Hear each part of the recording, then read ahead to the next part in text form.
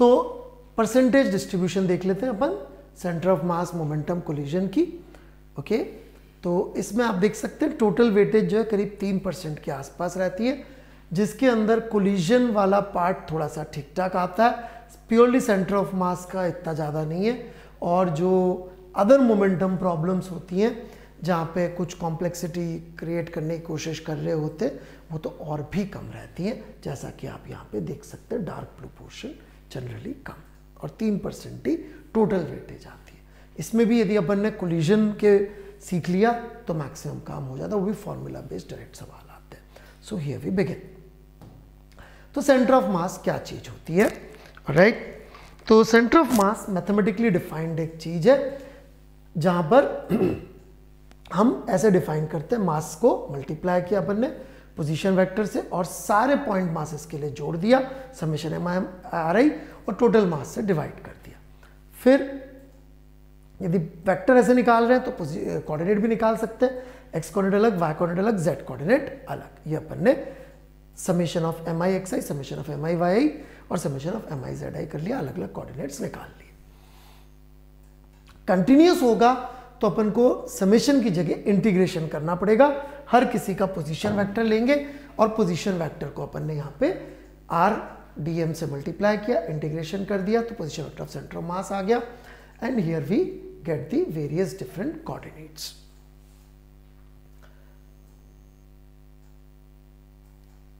इसी तरह से इन्होंने आगे भी पोजीशन वेक्टर निकालने के लिए फॉर्मूला दे रखा है अपन ने। अब मान लीजिए कभी कोई ऑब्जेक्ट में से कोई पार्ट निकाल लिया, कैविटी कॉन्सेप्ट जिसे कहते हैं, तो ये उसके लिए आपको फॉर्मूला भी दे रखा है। आप चाहे तो इसको भी यूज कर सकते हैं। जो मास निकाला और राइट, उसका centre of mass x dash पे हो गया और उसका मास m है। ओके, तो इससे भी आप सेंटर ऑफ मास निकाल सकते हैं। चलिए, this is a very simple question, let's try this.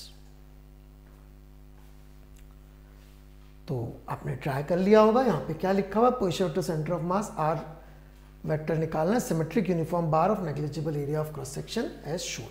इसका अपन को सेंटर ऑफ मास बताना है, कहाँ पे होगा, x कोऑर्डिनेट और y कोऑर्डिनेट। तो देखिए, ये 2m मास m और ये सब चीजें अपन को दे रखी है। तो इस रॉड का सेंटर ऑफ मास हो गया I cap plus J cap पे, ओके, L J कैप पे और L I कैप पे। फिर ये M मास का हो गया 2L I कैप पे और L/2 J कैप पे, क्योंकि यहाँ पे होगा। और इसी तरह से ये जो रॉड है इसका हो गया 5L/2 I कैप पे, और सॉल्व कर लिया तो अपन को रिजल्ट मिल गया। ठीक है, ये वाली रॉड फिगर में वो क्लियरली दिख नहीं रही थी। अब ये कैविटी वाली चीज ट्राई कर लीजिए। तो यहां पे आप देख सकते हैं कि स्फेरिकल कैविटी जिसका सेंटर O पे, रेडियस 1 कट आउट कर दिया इससे अपन ने, ऑलराइट।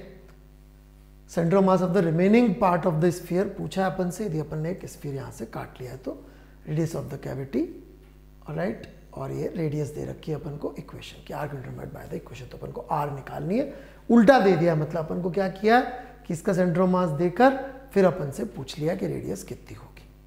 तो फ्रॉम सेंटर ऑफ मास अपन को सवाल में दे रखा सेंटर ऑफ मास 2 - R पे, तो उसका पोजीशन लिख लिया अपन ने 2 - R। फिर अपन ने क्या किया, फिर अपन ने टोटल ऑब्जेक्ट का जो था उसमें से घटा दिया, जैसे अपन ने ऊपर फॉर्मूला बताया था, और सॉल्व करते चले गए। ये इक्वेशन आ गई क्वाड्रेटिक, सॉल्व कर लिया, आंसर आ गया। Next question.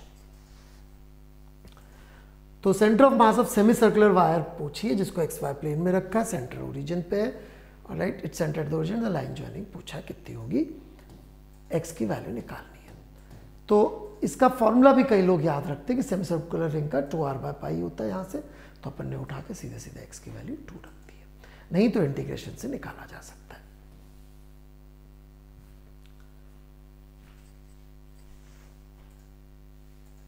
तो फिर से दो पार्टिकल से उनके पोजीशन वेक्टर दे रखे, सिस्टम का सेंटर ऑफ मास पूछा, स्ट्रेट डायरेक्ट फॉर्मूला एप्लीकेशन है।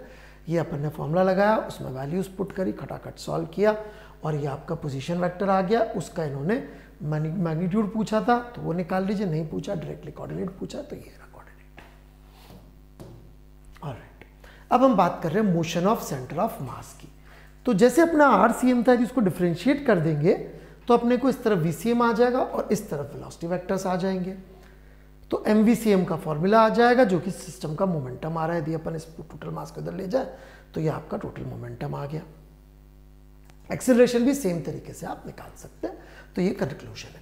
बाकी सेंटर ऑफ मास की कैलकुलेशन को लेकर और एक्स्ट्रा पॉइंट्स यहाँ पे लिखे हुए, तो ये आप लोग एक बार देख सकते हैं कि क्या क्या इंपॉर्टेंट पॉइंट्स है।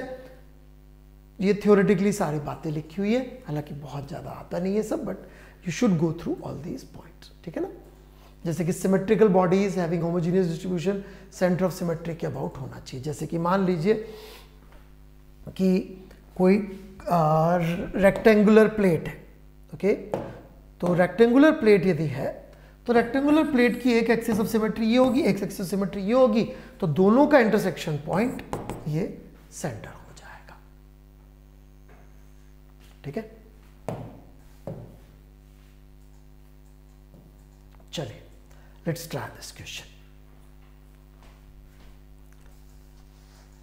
सो ये दो ब्लॉक्स हैं, इनके कोऑर्डिनेट्स दे रखे हैं, इनकी वेलोसिटीज दे रखी है, डिस्टेंस दे रखा है, ऑलराइट। तो इसमें पूछा एक को मूव कर दिया तो दूसरे को मूव करने के लिए कितना मूव करना चाहिए कि सेंटर ऑफ मास की पोजीशन अनचेंज रहे। तो अपन ने यहाँ पे क्या किया, delta X of centre of mass is equal to m1 delta x1 plus m2 delta x2 कर दिया। तो अपन को एक का डेल्टा x पता है, सॉल्व किया, सेंटर ऑफ मास का चेंज नहीं हो रहा, तो ये डेल्टा x2 आ गया, दूसरे को -2 मूव कर दीजिए, मतलब टूवर्ड्स मूव कर दीजिए, तो ये आंसर आ जाएगा। नेक्स्ट क्वेश्चन ट्राई करिए। तो ये काइनेटिक एनर्जी वाला सवाल है, मोमेंटम से रिलेटेड, ये अपन ने पहले भी किया हुआ है।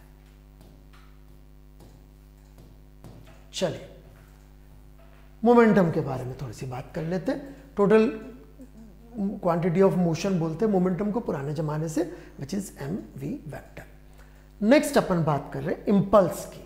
तो इंपल्स क्या होता है, इंपल्स इज फोर्स dt का integral, that is impulse, area under force time graph, ठीक है। फाइनाइट इंटरवल ऑफ टाइम में t1 से t2 तक इंटीग्रेट कर देंगे, और यदि अपन इक्वेशन देखें f equal to dp by dt, तो डेल्टा t को इधर ले आए तो ये बन जाता है f delta t is equal to change in momentum. Mechanics की जब घनघोर पढ़ाई करी जाती है तो उसमें इन सब चीज़ों पे बहुत टाइम और बहुत सवाल बनते हैं, लेकिन मेंस के हिसाब से बहुत ज़्यादा इस पे चांसेस होते नहीं है। अपन 90% को स्कोर करने की कोशिश कर रहे हैं, तो ये थोड़ा सा इग्नोर करा जा सकता है। यदि आपको ये वाली चीज़ आपने ज़्यादा डीपली नहीं पढ़ रखी है तो डरने की आवश्यकता नहीं है। ये 3 तरह के सिनेरियो बता रखे हैं इंपल्स को लेकर, ये भी आप आराम से पढ़ सकते हैं। यदि एक्सटर्नल फोर्स नहीं लग रहा होगा या इंपल्स 0 होगा या नेग्लिजिबली स्मॉल होगा तो आप सिस्टम का मोमेंटम कंजर्व कर सकते हैं। तो इसी बारे में इन्होंने इंपॉर्टेंट पॉइंट्स हमने थ्योरी में लिख के दे दिए, इसको आप गो थ्रू कर लीजिएगा और ज्यादा लोड नहीं लेने का, ठीक है। ये सवाल है मोमेंटम कंजर्वेशन पे, लेट्स गो विद इट। तो आपने ट्राई कर लिया होगा। तो ये बंदा था और एक बच्चा था इसका, ये दोनों खड़े हुए थे फ्रिक्शनलेस सरफेस पे। तो इसने बच्चे को पुश किया इतनी स्पीड से, तो आदमी की स्पीड सरफेस के रिस्पेक्ट पे क्या होगी। इसमें कलाकारी क्या कर रखी है, जो स्पीड दे रखी है वो विद रिस्पेक्ट टू मैन दे रखी है। तो ये थोड़ा सा आपको ध्यान में रखना पड़ेगा कि जो स्पीड थी v1 वो ग्राउंड के फ्रेम में नहीं थी, तो अपन ने क्या किया, बच्चे की स्पीड मान ली v2, और राइट जो ग्राउंड के फ्रेम में है 0.7 कुछ और है, और बंदे की v1, मोमेंटम कंजर्वेशन से एक इक्वेशन आई और रिलेटिव स्पीड 0.7 है, इससे v1 प्लस v2 की value I and we get our answer. एक और मोमेंटम का सवाल है। तो यहां पे बुलेट 4 ग्राम की है, गन 4 किलोग्राम की है, बुलेट की मजल स्पीड 40 दे रखी है, तो कितना इंपल्स लगेगा, ऑलराइट, और velocity of the recoil of gun क्या होगी। अगेन यहां पे जो मजल वेलोसिटी दी होती है वो उसको थोड़ा समझिएगा, that is with respect to gun होती है वो वेलोसिटी, जैसे वहां विद रिस्पेक्ट टू था, यहाँ पे विद रिस्पेक्ट टू ये। तो मोमेंटम कंजर्वेशन से अपन शुरू करने से पहले देख लीजिए कि यहाँ पे जो वेलोसिटी मानी है v, तो ये 50 नहीं 50 माइनस v हो जाएगी, तभी तो इसके रिलेटिव 50 आएगी। फिर अपन ने मोमेंटम कंजर्वेशन लगा दिया और सॉल्व कर लिया, तो ये नई वेलोसिटी आ गई। इंपल्स जो लगा होगा वो चेंज इन मोमेंटम है, वो आप चेंज इन मोमेंटम कर दीजिए, तो वो 0.2 आ गया। नेक्स्ट, यहां पे गेंद को हिट किया, ऑलराइट, स्ट्रेट डायरेक्शन में without changing its initial speed, तो इंपल्स इम्पार्ट कितना होगा, चेंज इन मोमेंटम कर दिया, स्पीड में चेंज हुआ, डायरेक्शन चाहिए तो मोमेंटम में चेंज 2 mv, तो इतना इंपल्स लगाया होगा। Very very easy question.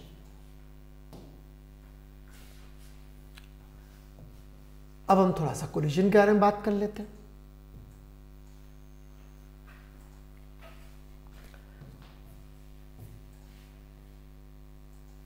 तो देखिए, कोलिजन से पहले दो पार्टिकल्स चल रहे थे, इनकी वेलोसिटीज थी। आफ्टर कोलिजन की वेलोसिटीज को हमने v1 v2 से रिप्रेजेंट किया। ऑलराइट, ऑब्लिक कोलिजन क्या होता है, जब उनकी वेलोसिटी लाइन ऑफ कोलिजन या जो नॉर्मल कॉन्टैक्ट फोर्स एक दूसरे पे लगाया था उसके अलोंग ना हो।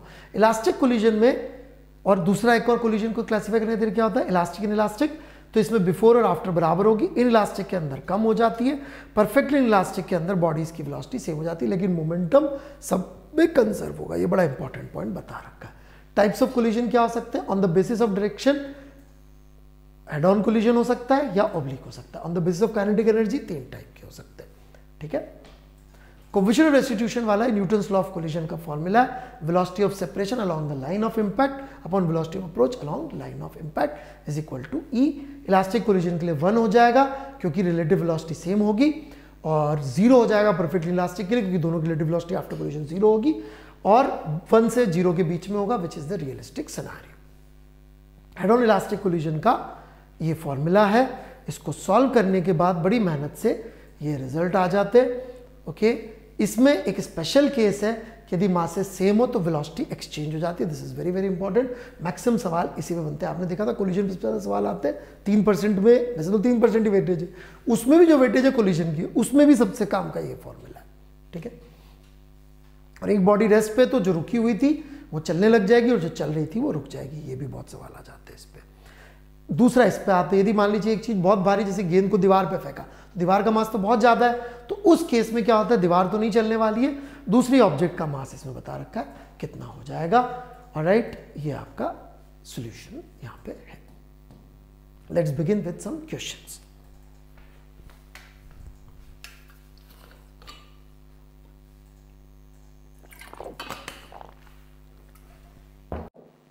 सो हियर वी गो। तो यहां पे क्या है, एक बॉडी 2 किलोग्राम मास की इलास्टिक कोलिजन कर रही है, सेकंड बॉडी रेस्ट पे, और ये ओरिजिनल डायरेक्शन में चलती रहती है आफ्टर कोलिजन, लेकिन 1/4 स्पीड से। तो what is the mass of the second body, ये इसमें पूछ रखा है। तो ये सिनेरियो है, 2 किलोग्राम की बॉडी गई, m मास से टकराई, और फाइनली ऐसा हो रहा है। मोमेंटम कंजर्वेशन से एक इक्वेशन आ गई है। कोलिजन इलास्टिक है, सेपरेशन अप्रोच की वेलोसिटी को बराबर कर दिया, इससे एक इक्वेशन आ गई है। मास को अननोन मान के सॉल्व किया, 1.2 किलोग्राम। तो बेसिक फॉर्मूले पे या लॉ पे बेस 2 इक्वेशन लिखी और सॉल्व कर लिया। Next question. तो यहां पे आप देख सकते हैं इनिशियल वेलोसिटी 3i कैप है, और इलास्टिकली कोलाइड करी अनदर बॉडी से जिसकी इनिशियल वेलोसिटी 5j कैप है, मतलब दोनों की वेलोसिटीज अलग अलग डायरेक्शन में। एक ही वेलोसिटी आफ्टर कोलिजन दे रखी है, एनर्जी ऑफ बी पूछ रखी है आफ्टर कोलिजन इतनी होगी। तो देखिए इसमें क्या क्या, कंजर्वेशन मोमेंटम वेक्टर फॉर्म में लगाया।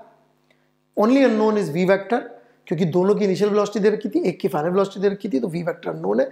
एक बार अपन को स्पीड मिल गई बी की, तो अपन काइनेटिक एनर्जी बता सकते हैं। तो सीधे सीधे कहने को कोलिजन था, बट मोमेंटम कंजर्वेशन को वेक्टोरियल फॉर्म में लिखवा रहे हैं आपसे। Next question. तो यहां पे क्या हो रहा है, 3 पार्टिकल है, ओके, उनकी वेलोसिटी वेक्टर, उनकी डायरेक्शंस दे रखी है।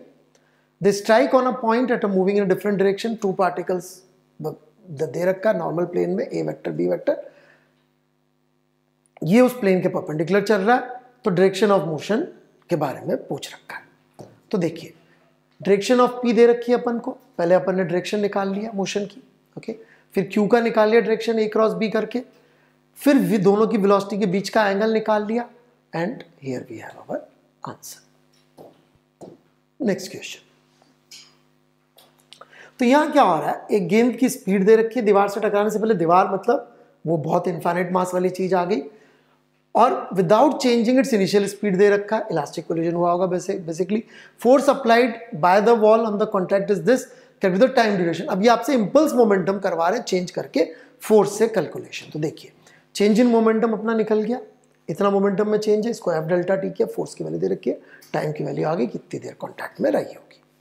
Next question. अब यहां डराने के लिए अल्फा पार्टिकल दे दिया, ये मॉडर्न फिजिक्स का लग रहा है परंतु उसका ज्यादा यूज हो नहीं रहा है, कोलिजन का सवाल।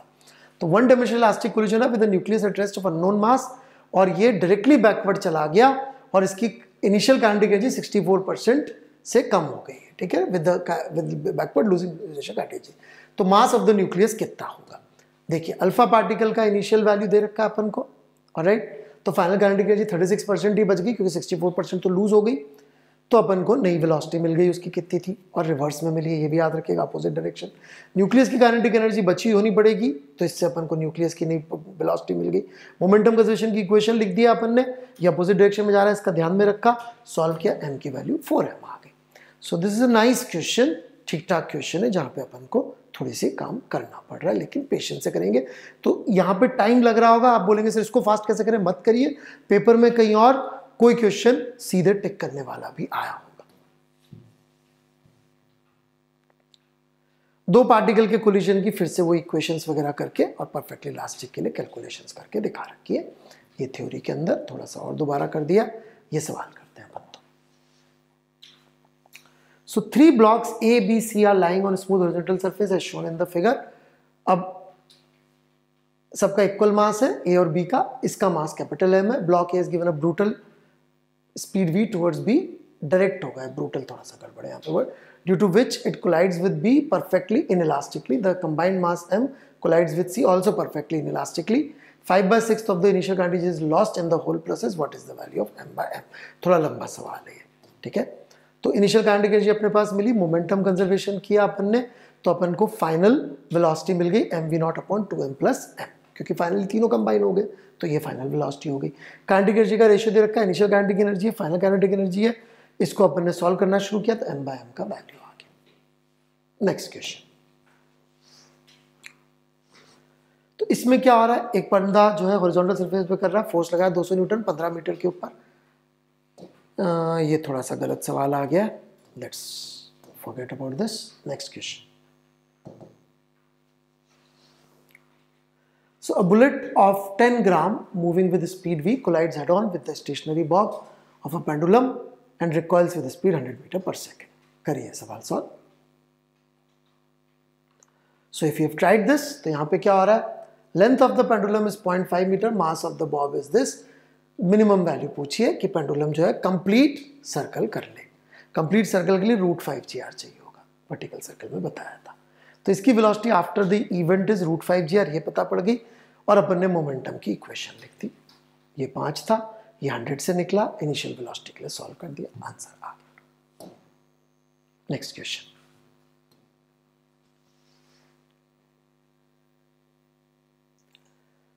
तो रोप से कर रखा है इसको, और इसमें गोली गई और इसमें धंस गई, तो लॉस ऑफ काइनेटिक एनर्जी कितनी होगी, राइट। मोमेंटम कंजर्व किया तो नया वेलोसिटी आ गया सिस्टम का, नया वेलोसिटी आ गया, तो नई वेलोसिटी से अपन final kinetic energy initial kinetic energy का डिफरेंस निकाल सकते हैं, which is 9.8 joule. Oblique collision के लिए भी अपन को अलग से सवाल कर सकते हैं, तो ये उसकी थ्योरी दे रखी है कि बिफोर कोलिजन ऐसे जा रहे थे, टक्कर हुई, नॉर्मल कॉन्टैक्ट फोर्स ने लाइन ऑफ कोलिजन के अलोंग की वेलोसिटी चेंज करी है। इसको यूज करते हुए अपन ने मोमेंटम की इक्वेशन लिख ली, एक्स वाई में अलग, और न्यूटन्स लॉ ऑफ कोलिजन लिख लिया सिर्फ एक्स में, क्योंकि अलोंग वाली वेलोसिटी ही चाहिए होती है, ठीक है। किसी कोलिजन हो किसी प्लेन से, तो अगेन ये वाला कंपोनेंट सेम रहेगा और परपेंडिकुलर वाला चेंज हो जाएगा। इसी को यूज करके सवाल अपन ने सॉल्व कर रखा है।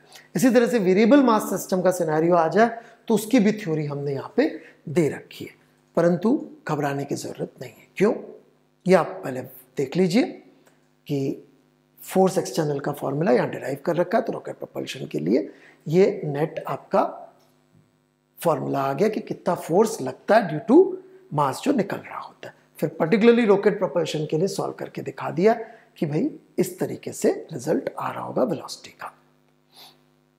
वो जो फॉर्मूला है dm/dt, बस उसके ऊपर सवाल बनना है, वो भी एक बार आया होगा, 1-2 बार, तो वो आप देख लीजिए, ठीक है। तो इसमें क्या आ रहा है, इसमें इसका मास बढ़ रहा है इस रेट से, तो इंस्टेंटेनियस एक्सेलरेशन कितना होगा।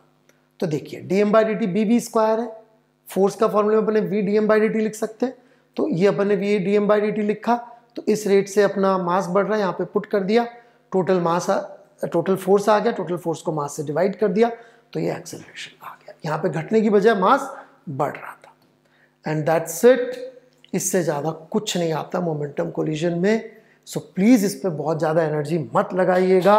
ऑलराइट, ये थोड़ा सा कम आने वाले चैप्टर्स में से, इसमें भी आपने देखा टफ सवाल कम आते हैं, ईजी सवाल बहुत सारे थे। तो let's target best possible rank, not maximum question solve करके आने या सारे क्वेश्चन करके आने। बोर्ड की तरफ मत पढ़िए, इस तरह से पढ़िए कि आप अपना रिजल्ट मैक्सिमाइज करें, ना कि अटेम्प्ट मैक्सिमाइज करें। सोचिएगा इस बारे में। Thank you.